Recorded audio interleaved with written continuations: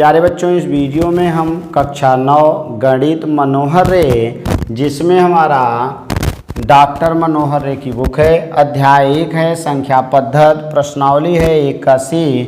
अब इसमें हम पीछे की वीडियो में क्वेश्चन 6 तक देख चुके हैं।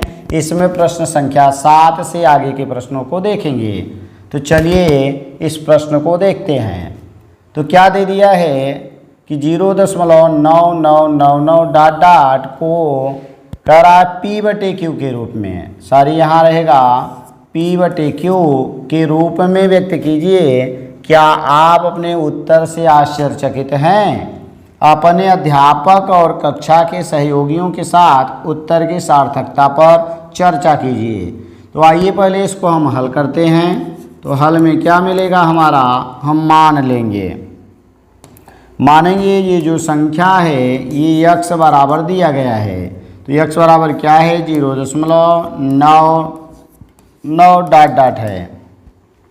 एक अंक बार बार आ रहा है, इसका मतलब एक लिख के 0, यानी 10 से दोनों तरफ गुणा करेंगे। तो आगे हम लिखेंगे कि दोनों ओर 10 से गुणा करने पर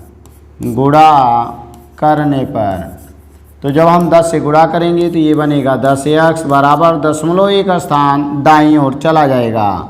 तो दशमलव को हम क्या करेंगे, एक स्थान दाईं ओर खिसका देंगे। तो बन क्या जाएगा 9.999 अब ये हमारा जो x है समीकरण नंबर, इसको 1 बनाएंगे और इसको हम 2 बना लेंगे। समीकरण 2 में 1 को घटाएंगे तो दशमलव के नीचे दशमलव होगा, बाकी राशि आगे लिखी जाएगी। अब हमारा यहाँ लिख देंगे समीकरण 2 - 1 होगा। अब 10x में से, चूँकि घटाने पर चिन्ह बदल जाएगा, तो 10x में से 1x घटाएंगे तो 9x बचेगा। और 9 में से 9 0, 9 में से 9 0, 9 में से 9 0 और यहाँ 9 बच जाएगा। अब 9 का गुणा है, भाग होगा, तो x बराबर आ जाएगा 9/9 और अगर काट देंगे तो 1 आ जाएगा। तो हमें उत्तर क्या मिला, 0.999 और इसका आंसर बन गया क्या, 1 बना।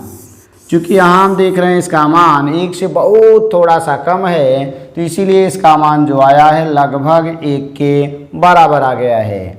आगे आते हैं। अब हम प्रश्न संख्या नेक्स्ट 8 ले लेते हैं। तो 8 में क्या दिया है, कह रहा है कि 1/17 के दशमलव प्रसार में अंकों की पुनरावृत्ति खंड में अंकों की अधिकतम संख्या क्या हो सकती है। अपने उत्तर की जांच करने के लिए विभाजन क्रिया कीजिए। यानी 1/17 का मान निकालना है आपको। तो 1 में 17 का भाग दे देना है। तो आइए हम भाग देते हैं। 1 में 17 का दशमलव लगाएंगे 0 होगा, बार तो जाएगा नहीं, फिर 0 बढ़ाएंगे 0 होगा।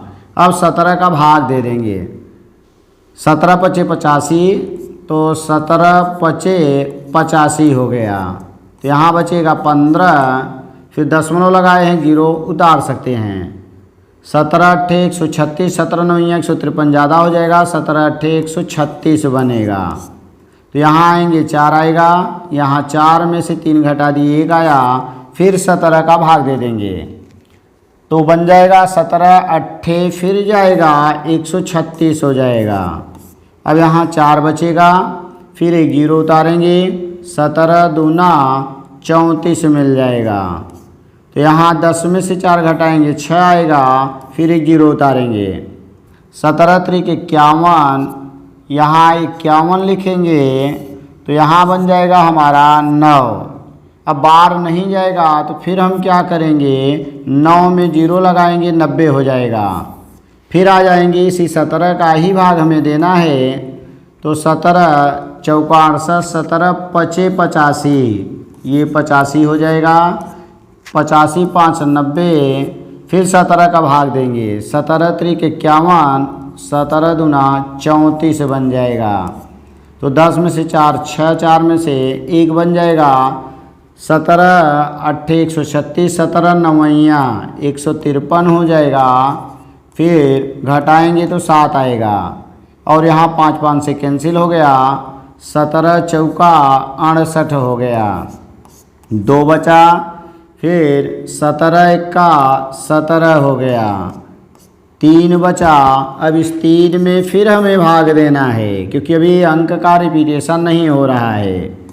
फिर 17 से भाग देना है तो 17 एक्का 17 हो गया, घटाएंगे तो 3 आएगा, 1 13 हो गया, फिर एक 0 बढ़ाएंगे, 17 8 136, 17 7 119, यानी 1 7 आगे मिलता जा रहा है। तो हमें लास्ट में 3 मिला था जिसमें हमने 17 एक्का 17 यानी फिर से 1 आया था, उसके बाद 7 आ गया था। फिर आएंगे तो 17 7 119 यानी 119 आ गया, 10 में से 1 मिला और 1 बना। फिर बाहर लेके जाएंगे तो 17 7 119, 17 छक्का 102 बन जाएगा। तो यहाँ आएंगे 8 और इधर हमारा ये ख़त्म हो गया। फिर एक 0 लगाएंगे, 17 चौका 68, 17 चौका 68 हो जाएगा, 2 मिला और 7 में से 1 हो गया, 17 7 119 आया, फिर 1 बच गया। अब यहाँ से 1 आ गया है, अब यहीं से चूँकि 1 मिल चुका है, अब इसका मतलब फिर वही बार जाएगा, 0 जाएगा, क्योंकि 0 लगाएंगे तो यहाँ एक 0 उतारेंगे, बार नहीं जाएगा। फिर अगला आ जाएंगे, पहले दशमलव था, एक 0 उतार लिए, 0 लगाएंगे तो 0 और लगाएंगे, 100 आ गया। इसका मतलब यहाँ तक रिपीटेशन हो रहा है। तो इसका मान क्या मिला, 0.0 5 8 8 2 3, 5 8 8 2 3। फिर क्या मिला, 5 2 9 4, 5 2 9 4, फिर 1 1 7 6, आगे मिला हमें 1 1 7 6, 1 1 7 6 4 7 4 7। तो इतने अंक की फिर से पुनरावृत्ति होगी, इतने के ऊपर बार लग जाएगा।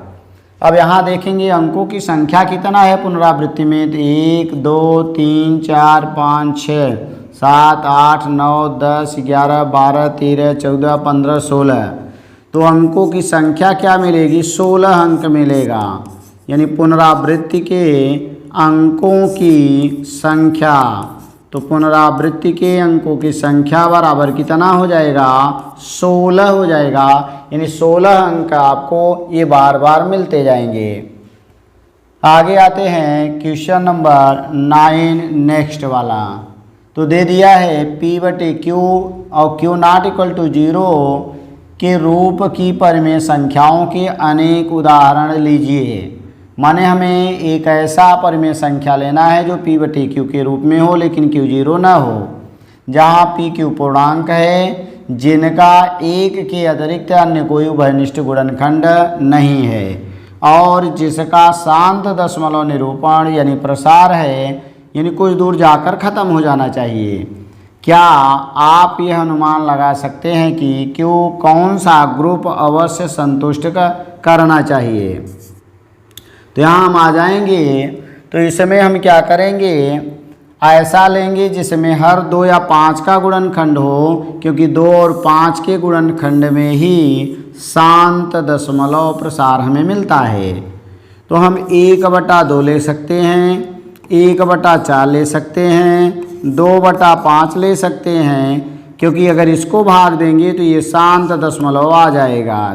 तो यहाँ 1 में 2 का भाग देंगे 0.5 आएगा, 4 का भाग दे देंगे 2 5 मिलेगा, और 2 में 5 का भाग दे देंगे 0.5 20 4 आ जाएगा। या हम 1/2 या 5/16 भी ले सकते हैं, क्योंकि 16 2 का ही खंड है। इस तरह से इन संख्याओं की ये उदाहरण हो जाएंगे। माने हमें ऐसा लेना है जो हर का मान है वह केवल 2 का खंड हो, केवल 5 का खंड हो, या 2 और 5 दोनों का खंड हो सकता है। और अगर उदाहरण लेना है तो 3 जैसे मान लीजिए आपने 10 ले लिया, तो इसमें 2 और 5 दोनों हैं, ये भी शांत हो जाएगा। तो हमारा ये पूछा था कि शांत दशमलव होने के लिए हर का मान 2 या 5 का खंड होना चाहिए। तो हर यानी हर का मतलब क्यों का मान कह रहे हैं कि केवल 2, केवल 5 या 2 और 5 का खंड होना चाहिए। अगर इनके अलावा कोई राशि लेते हैं हर में तो वह हमारा शांत दशमलव प्रसार नहीं कहलाएगा। इस तरह से और एग्जाम्पल लिए जा सकते हैं। आगे आते हैं क्वेश्चन नंबर, अब हम ले लेते हैं 10। तो 10 में क्या दिया है, ऐसी 3 संख्याएं लिखिए जिनके दशमलव प्रसार अनावर्ती हों। तो अनावर्ती का मतलब जिसका खंड 2 या 5 के अलावा दूसरा हो तभी वो बनेगा।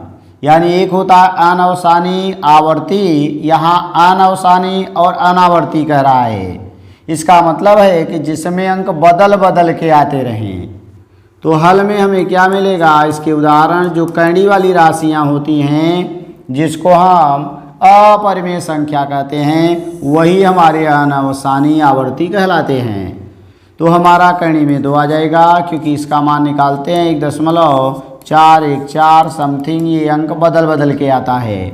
कणी में 3 हो जाएगा, 1.732 होता है, भाग विधि से वर्गमूल निकालेंगे, इसमें भी अंक बदल बदल के आता है। कणी में 5 हो जाएगा, इसका मान 2.236, इसमें भी अंक बदल बदल के आता है। या दूसरा आंसर भी हम लिख सकते हैं, जैसे दशमलव के रूप में 10, 100, 100, ये भी हमारा अनावर्ती कहलाएगा। या अगला उदाहरण 2.200 अंक की पुनरावृत्ति नहीं होनी चाहिए, 2, 3 0 और डॉट डॉट, ये सभी उदाहरण हमारे अनावर्ती के हैं। तो आगे हम आते हैं माने क्वेश्चन नंबर 11 ले लेते हैं। तो हमारा बन जाएगा कि परिमेय संख्याओं, 2 परिमेय संख्या दे दी गई है सॉरी, एक 5/7 है, दूसरा 9/11 है, के बीच 3 अलग अलग अपरिमेय संख्याएं ज्ञात करना है। तो हम आएंगे तो पहले क्या करेंगे, इसका दशमलव प्रसार लिखेंगे। तो 5/7 है और दूसरी संख्या हमारी क्या है, 9/11 है। तो पहले हम 5 में 7 का भाग दे देंगे, तो ये बनेगा, 0 लगाएंगे दशमलव लगा के, 7 7 49 बन जाएगा। अब 7 1 7 होगा, 3 उतारेंगे, 7 चौक 28 बन जाएगा, 2 उतारेंगे, 7 दूनी 14 बन जाएगा, 6 बचेगा, 7 8 56 होगा, 4 बच जाएगा, 7 5 35 बन जाएगा, 5 40 यानी 5 बचा, फिर 7 7 49 होगा, 1 बन जाएगा, फिर 7 1 7 ले लेंगे, 3 बचेगा, फिर 7 चौक 28 हो जाएगा और 2 बच जाएगा। तो आगे आ जाएंगे तो हमें क्या मिल रहा है, देखेंगे कहाँ से हमारा 5 बचा हुआ है, यहीं से 5 बचा हुआ था। यानी हमें क्या मिला, 7 1 4 2 8 5, फिर 7 1 4, तो यानी कहाँ से 7 1 4 2 8 5, फिर रिपीटेशन हो रहा है। तो इसका मान क्या मिल जाएगा, 0.71428 फिर 71428 आएगा। इसका मतलब इसी की पुनरावृत्ति होगी। अब हमें क्या करना है, 9/11 का मान निकालना है। तो आएंगे हम 9/11 का मान निकालने के लिए 9 में 11 का भाग दे देंगे। तो 11 8 88 बन जाएगा, 2 बचा, 11 1 11, 9 बचेगा, फिर 11 8 88 आएगा, यानी 0.818181 ये मिलता रहेगा, 0.8181 डॉट डॉट, यही पुनरावृत्ति होगी। अर्थात हमें मिल जाएगा इसमें 0.81, इसके ऊपर बार भी लगा सकते हैं। ये तो हमारी परिमेय संख्याएं हैं। लेकिन अब इन दोनों के बीच में हमें क्या निकालना है, अपरिमेय संख्या। और कितनी निकालना है, 3। तो ऐसा लेना है जो इससे बड़ा हो और इससे छोटा हो। तो 0.7 से बड़ा हो, 0.8 से छोटा हो। तो यहाँ हम क्या ले लेंगे, 0.71 के स्थान पर 7 ले लेंगे, क्योंकि ये 7 1 से बड़ा हो गया और 8 1 से छोटा हो गया। अब इसके बाद एक 0 लगाएंगे, फिर 7 2 या केवल 2 ही लिख सकते हैं, 2 0 लगा देंगे, फिर 2 लिख के 3 0 और डॉट डॉट 1। ये हमारी अपरिमेय संख्या होगी, अपरिमेय संख्या। तो हमें 3 संख्या लिखनी थी, तो एक संख्या हमें मिल गई। दूसरी, अब यहीं पर हम चेंज कर देंगे, इससे बड़ा 7 3 कर देंगे, एक 0 होगा, फिर 3 लिख के 2 0 होगा, 3 लिख के 3 0 होगा, डॉट डॉट। अगला तीसरी संख्या परिमेय हमें निकालनी है, फिर इससे बड़ा ले लेंगे, इससे छोटा होना चाहिए। 7 4 1 0, इसके बाद 4 2 0, फिर 4 3 0, 4 4 0, इस तरह से डॉट डॉट। तो इस तरह से हम दूसरी संख्या भी इनके स्थान पर लिखा जा सकता है। तो आंसर नहीं मिलेगा, घबराना नहीं है आपको, केवल ये देखना है इससे बड़ा हो और इससे छोटा हो और रिपीट ना हो, क्योंकि हमें अपरिमेय संख्या लिखनी है। तो यही हमारे आंसर बन जाएंगे। 3 संख्याएं पूछा था, तो 3 हमारा आंसर बनेगा। आगे आते हैं क्वेश्चन नंबर 12 यानी 12 को।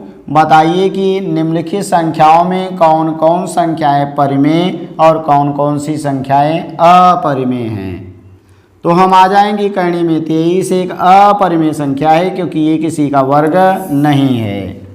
तो इसका मतलब हमारी अपरिमेय संख्या।